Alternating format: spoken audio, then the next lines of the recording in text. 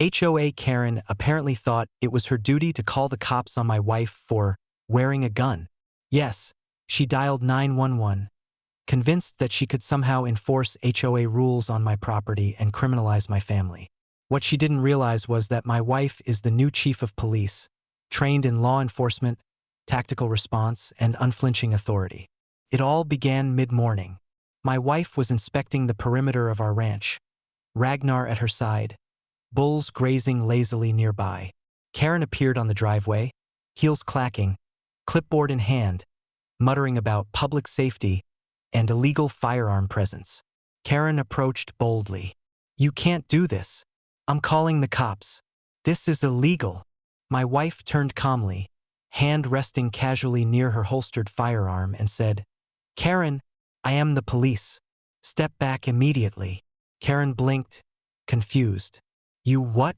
That doesn't." Before she could finish, I pressed a button on my tablet. Hidden cameras projected the scene live to the HOA board and neighborhood group chat. Karen's panic escalated as she realized that every word, every gesture, was being broadcast in high definition. Karen dialed 911 frantically, shouting into the phone about illegal gun use and community safety. The operator listened for a few seconds before my wife calmly explained, "Hello, this is Chief of Police speaking. Yes, I'm the person she's calling about. She is trespassing on private property and making false claims." Karen froze. Her clipboard slipped from her wet, trembling hands, having tripped on a sprinkler I had activated just in time, and she stumbled backward into a strategically placed mud puddle. The bulls raised their heads, snorting ominously, while Ragnar circled her, growling low and warning her to stay back.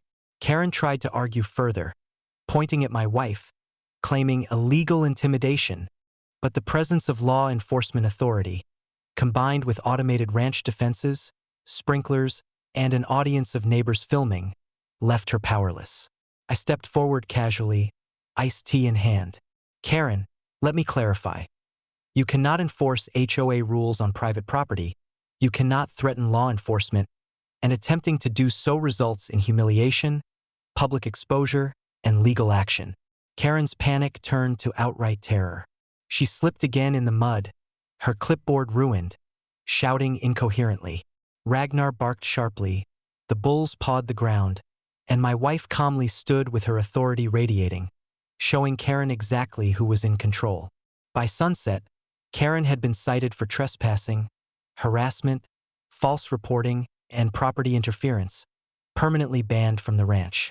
Neighbors shared viral clips of her meltdown, now known as gun-wielding Chief Karen. A cautionary tale of what happens when someone attempts to confront law enforcement on private property. The ranch was secure. My wife remained in command. Ragnar sprawled in the sun, and the bulls grazed peacefully. Karen's lessons were permanent.